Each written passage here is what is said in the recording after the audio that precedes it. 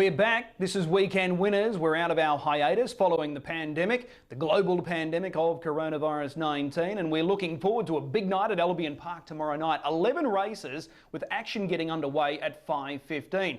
Very shortly, I'll be joined by Brittany Graham, who's got a strong book of drives, and also Narissa McMullen, who's got several key runners lining up at Albion Park tomorrow night. So both of those ladies will join me very shortly. Hopefully, we'll be able to find a winner or two.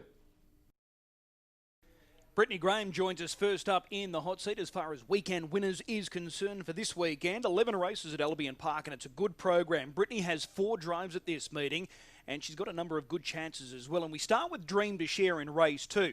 Inside of the second row, so barrier 8, numerical form doesn't read all that well, but Brittany, he's going a lot better than what those numbers read.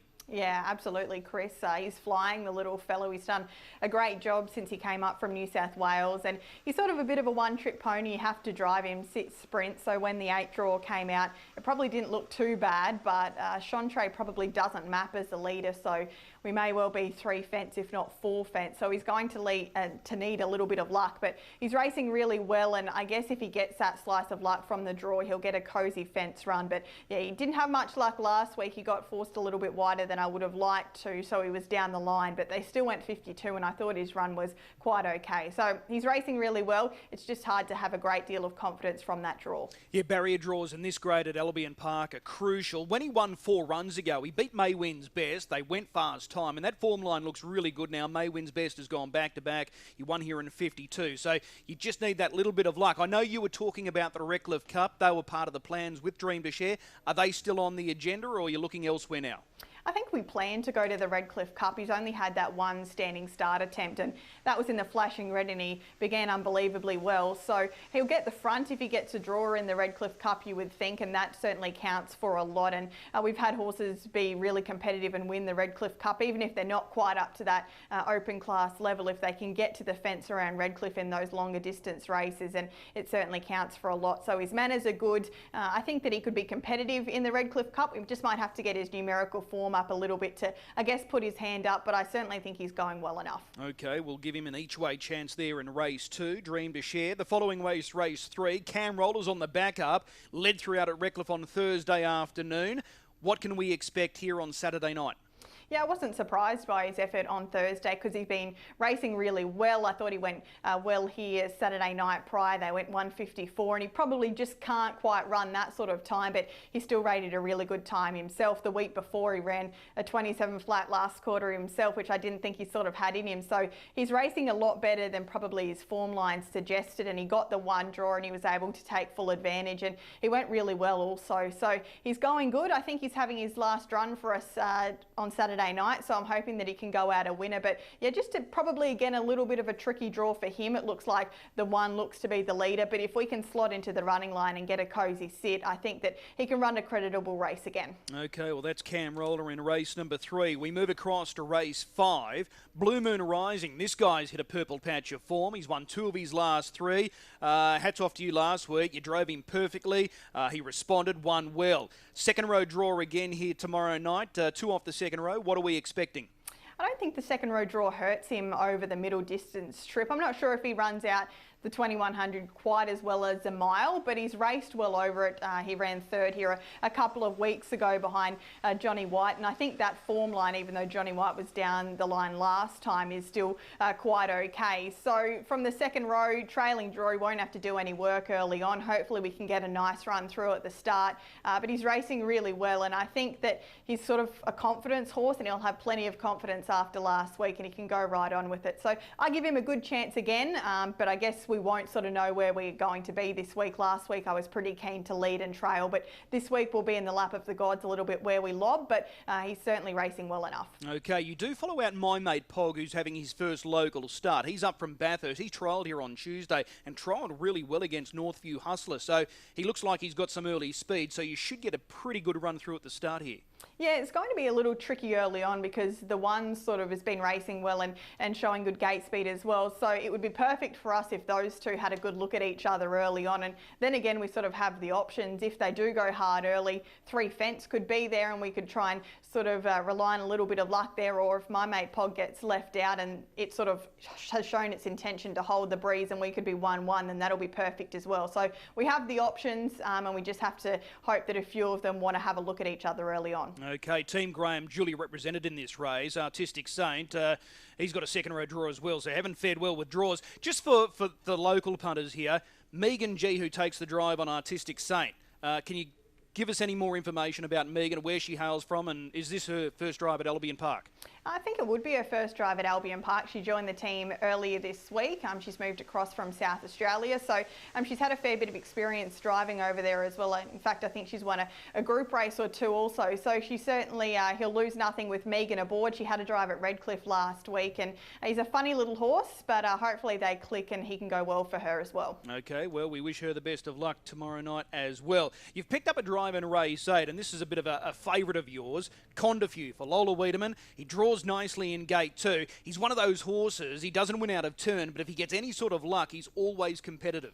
Yeah, absolutely. I've driven him, been lucky enough to drive him a couple of times for Lola, and he's a lovely old horse, and she sort of doesn't give you any instructions with him except sort of cover him up for as long as you can, and he's run some really good races. The times that I've driven him, he rarely runs a bad race. I drove him at Marburg one day and he sort of came from an impossible position and ran on really well. So in this grade, sort of he's getting up in grade a little bit more now, but his racing pattern suggests that he's never sort of going to have an overly hard run and he'll always be hitting the line strongly. So 2 looks perfect for him.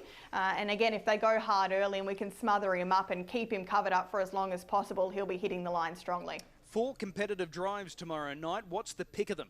Probably I'd have to stick with Blue Moon Rising after last week. He went 53 and he actually did it pretty well. So I'm hoping that he can take that confidence and go right on with it. And I think he's probably my best of the night. All right, appreciate the time as always. We'll see you trackside tomorrow night. Thanks, Chris. Narissa McMullen is in super form. The strike rate is very good and she's got a number of key drives at Albion Park tomorrow night. And she joins us now. We start with race 2, Narissa. Midnight Man, this guy's been super since joining your stable. It's a tough draw though, and over a mile he's going to need a little bit of luck. Yeah, he's very consistent. He's been racing really well, but like you said, needs a little bit of luck from the second line. He is super quick when held up for one run, so we'll just have to play the race out and see what happens, but I think he can run a big race. All right, always in command, draws gate 3. He obviously looks like he's going to take plenty of catching. Yeah, definitely. He's a class horse and he's got a decent draw, so it's going to be hard to beat him. Future plans with Midnight Man, the Redcliffe Cup, is that a race that's on the radar with him, or are you looking elsewhere? I think we might bypass the Redcliffe Cup. He didn't really step well enough in the Flashing Red. We'll just continue to race him in these band 4 to 2 sort of races for now and just see how he progresses. Okay, fair enough. That's race 2, number 10, Midnight Man. The following race, race 3, the Moneyball. Like Midnight Man, he's got a poor draw here, but he's going really well. Yeah, Moneyball hit the line awesome last start. He's over the 2100 this week, which probably isn't ideal for him. But with a cosy trip, I think he can run into the top 5. You just need that right horse to follow. If you get that helmet to follow, he can really flash home. Yeah, he's quick, so we'll just have to get a nice drag into the race and let him finish off. Okay, race number 4, Tuller States. This is a really competitive field, this, and he's a horse that's not out of his depth here, and with a little bit of luck, he can certainly feature. No, he's another consistent old horse. Every week he puts in a good run, and he's been going well, just not using him early and letting him run home. So we'll probably just look to do that again, and hopefully we get a bit of luck. All right, race 5. This is a key drive. My Mate Pog, first up from New South Wales, joins the stables of Stephen Sini. Trialled here on Tuesday against the open class horses, second behind Northview Hustler in 53.3. It was a sharp trial. Did he give you a good feel? I was really impressed by his trial. He feels like a really nice horse, and I think he's going to be hard to beat. He's got a good draw and plenty of gate speed, so I'll be looking to lead on him, and he'll be hard to catch. The one horse, Heart of Cooper, does he look the obvious threat? Yeah, he definitely is the biggest threat. He's got the good draw, and you know, he'll be right there with us, but I just think my horse will have a little bit too much class, so see what happens. All right, My Mate Pog there in race number 5. We skip across to race 8 with Authority. This is a race that he could certainly bob up in. Nice trailing draw. Do you give him a chance? Yeah, last start he burnt out the gate and he still finished off well in a quick last quarter. So he's got probably a good draw for him. Second row, won't have to burn him early, and I'm sure he'll finish off well. The last race is a great race to end the program. The trot, Garland Green. He got it all wrong under the tapes last week, but his form prior was super. He's well up to winning this race. Yeah, I'll forgive him last start. The 2600 stand just doesn't really suit him, the start over the back straight, but hopefully he does everything right. He's been behaving from the mobile, so I'll look to press forward at the start, and you know, if he could lead, I think he'll be super hard to catch, but even if he's just settles handy, he'll run a really big race. All right, it's a strong book. What's the pick of them? I think My Mate Pog's probably my best drive. All right, appreciate the time. We'll see you trackside tomorrow night. Thanks, Chris. If you're looking for a good thing tomorrow night at Albion Park, I think we've got to be patient, because I think the best bet comes up later in the program. Race 8, Horse 1, Wink and It's Over. He finally comes up with a good draw. He chased home Speeches Silver, the Flying Machine, last week. This race looks winnable. He lands the right gate. Lockie Manzelman takes the drive, so I'm keen on his chances. Race 8, number 1, Wink and It's Over. There's some good jackpots for this meeting tomorrow night through Tab. Make sure you check them out, but please, if you are gambling tomorrow night, please do so responsibly.